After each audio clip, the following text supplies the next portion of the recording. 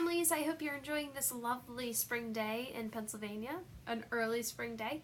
Just a couple updates for your Friday, and sorry it's so late. I was meeting with some students, and those take precedent over me recording myself. So sorry about that. But just to kind of update you on some things this week. First of all, I have 8 students who have not signed up for their March check-ins.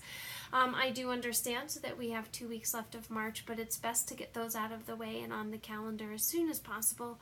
So if your student has not checked in with me for March, please go to my You Can Book Me site and plug in a check-in for them, please. They are taking between 20 and 30 minutes, and they're going actually really well. I am very impressed with the students answering the questions in math, because it is a longer assessment than what they're used to, and then their reading is improving, and it's just wonderful. So please make sure that you go and book a time for your student.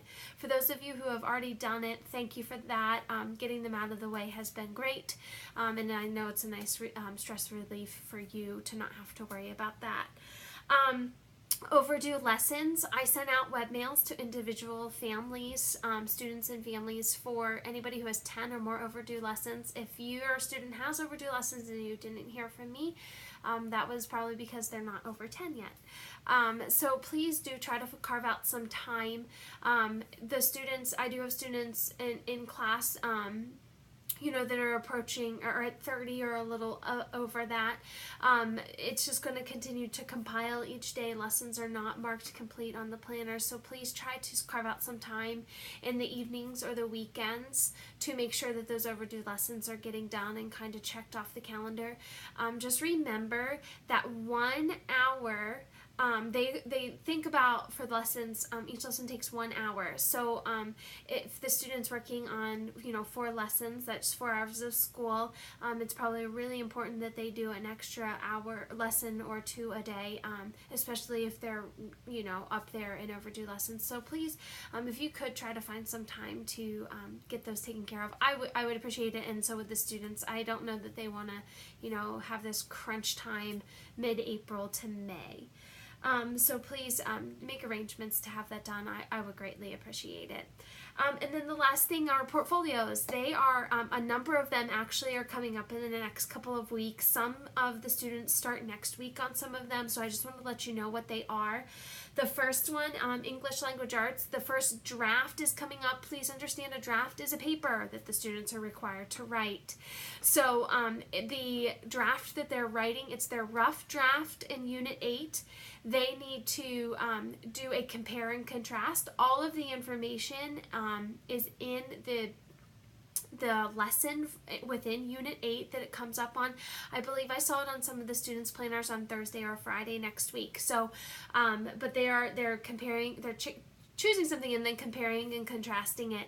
So I should get, if it's on the student's planner, I should have those in my, they should be uploaded into Dropbox. If you're not familiar with Dropbox and the student writes it, make sure they follow the rubric and send it to me in webmail, and then I will update as I receive those things. So that is for ELA, for students who are on track and have not rerun their scheduler. Okay, so they've just been meticulously chipping away at their lessons since the beginning of the semester. They should see that on their planners this week.